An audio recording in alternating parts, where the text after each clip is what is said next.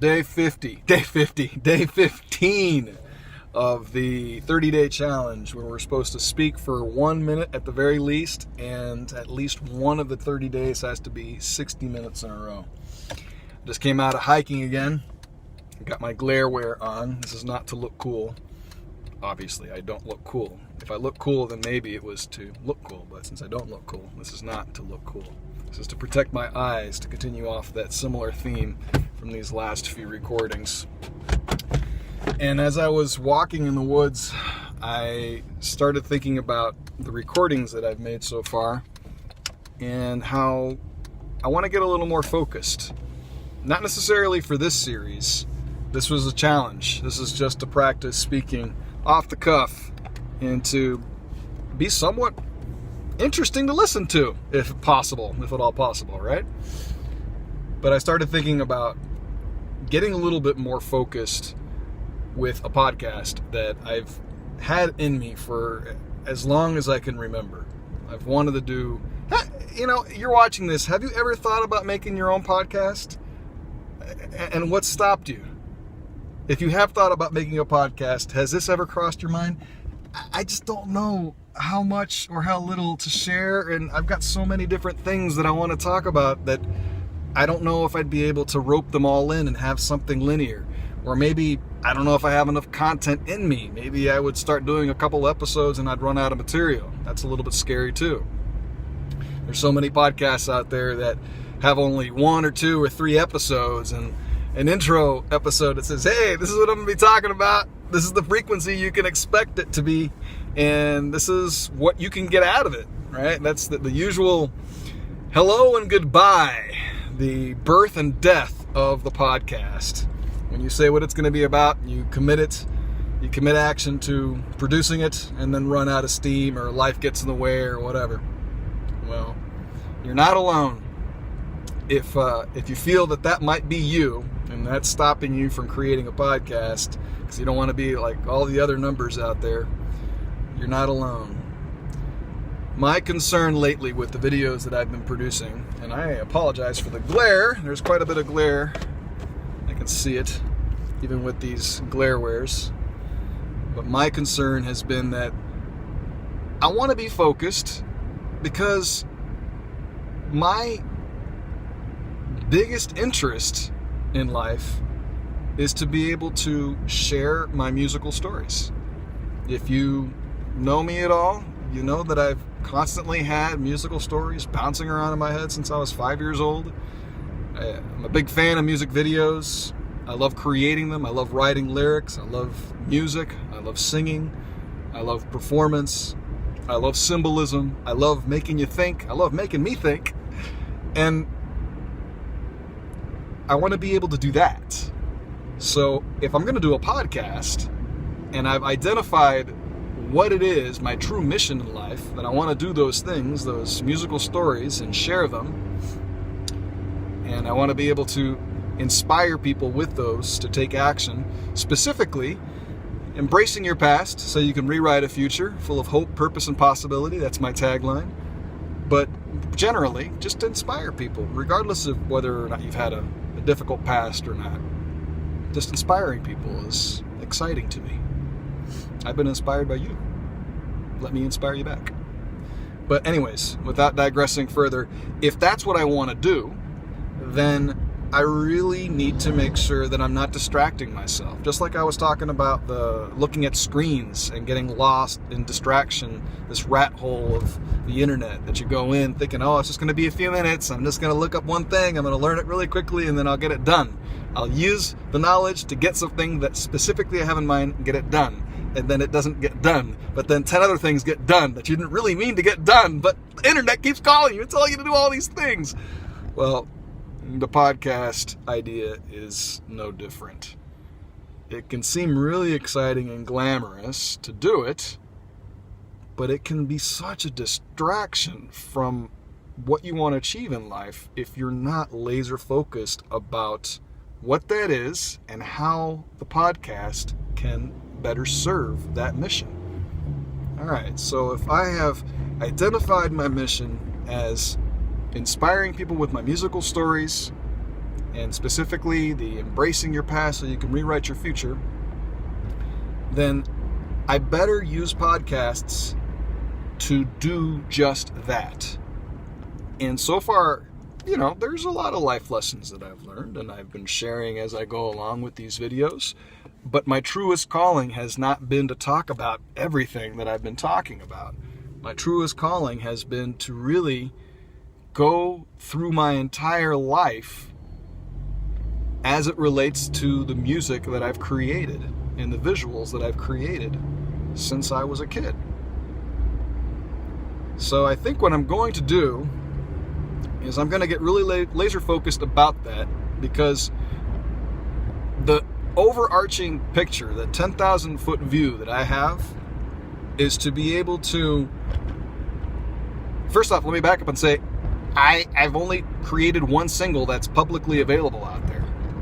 I have at least about 7, if not 8 albums worth of music that have been written to varying degrees of completion, that are on hard drives, that are on notebooks, that are in files, that are on cloud drop boxes and stuff.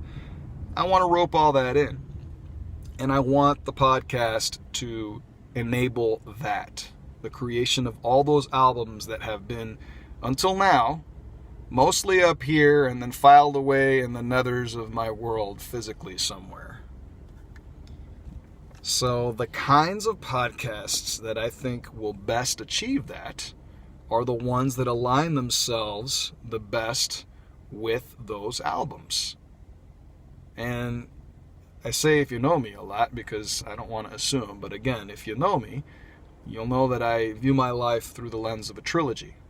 With the drugs, it's very easy to see how that might be. I had the before drugs, which is 0 through 9.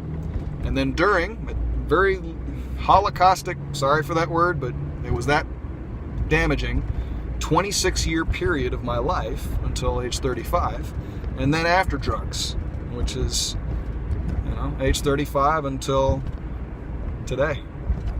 So just that dissection alone allows me to look at the albums that would linearly progress.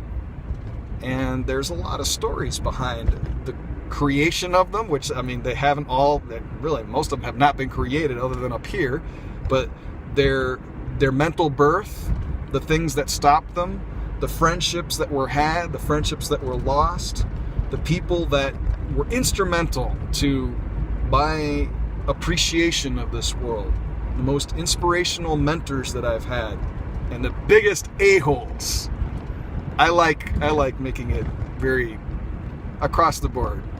I'm not going to hold back. I'm not going to accuse people. Let's put it this way. If you were an inspiration, one of my podcast episodes will identify that beyond the shadow of a doubt. You will know that I am talking about you. If you were an a-hole, my podcast will definitely identify that without you being claimed by name. I'm not big at all into bashing people. We all make mistakes. I've made a lot of them. I've hurt a lot of people. So if you're one of those people that has hurt me, who has been a-hole to me, I've done the same to other people. And so there's no sense in calling you out. But the point I was trying to make before I went down a rat hole there was that there's just a lot of relationships in my life that have been so inspirational to spawning these lyric-driven memories, these visuals. And I've collaborated with a lot of people along the way. I've also been solo throughout big portions of my life as well. And I look forward to doing podcasts about the albums as they're born and the stories that drove them into being, and interview. Like every good podcast has to have an interview, right? So it's like I'm not just all by myself. I have clout. I have, authority in this area because look at this, I'm interviewing somebody. Okay, so maybe I'm making fun of it unnecessarily, but the point is, yeah, definitely. There's people that I want to bring in to tell the stories as they remember them. Because here's another thing that I thought was pretty interesting. My memories are flawed. I mean, all our memories are flawed. We remember things as we remember them. And I'm very big into this whole perspective thing. When it comes to a story, there are as many sides to a story, at least, as there are humans who took part in creating it, who are living it. So the fact that I tell a story a certain way doesn't mean it happened that way. It's how I remember it. And it's intriguing as heck to me to think about the fact that other people involved in the same story that I took part in have a completely different recollection of the situation. And I think that would make for a very interesting conversation and also interesting introspection when writing these songs and music videos. So I think it would be very interesting to get a cross-section of the different memories of a situation and piecing them together. It's something I've done in the past for just music video purposes, where I've had people in the audience just record with their cameras what's going on and then just piece together the music video from the different cameras that ad hoc took their video. To a lesser degree, that's kind of what I'm hinting at as the interest, is just being able to piece together the different perspectives to make up the whole. I've always been very intrigued by being able to make the performance become the audience and the audience become the performance until they're indistinguishable.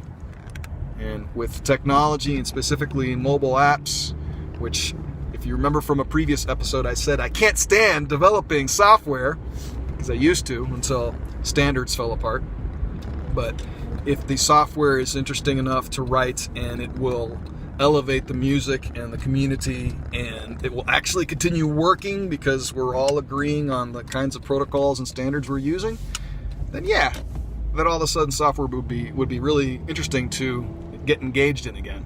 And I think there's some really interesting mobile apps that, there's one on the horizon that I've actually been developing, but there's some other ones that I might be interested in lending my brain to make this little mosh pit between the audience and the performance, this indistinguishable mosh pit between the audience and the performance, to make that possible.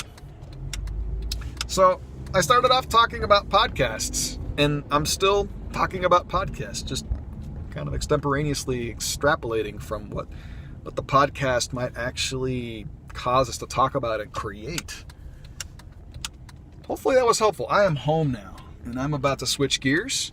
But if you have been thinking about doing a podcast, and you're very concerned, as I am, about keeping the focus, about running out of content and not wanting to, about just not knowing whether you have a good enough idea, I'd say spend some time writing down the things that you think you want to talk about, and actually engage in a 30-day challenge. This has actually been very helpful to tease out the kinds of things that I'm good at talking about, the things I'm not so good at talking about, and the things I don't enjoy talking about, even though I might be good at talking about them. It's important to enjoy what you're doing. So if you're not enjoying it, but you're good at it, don't do it.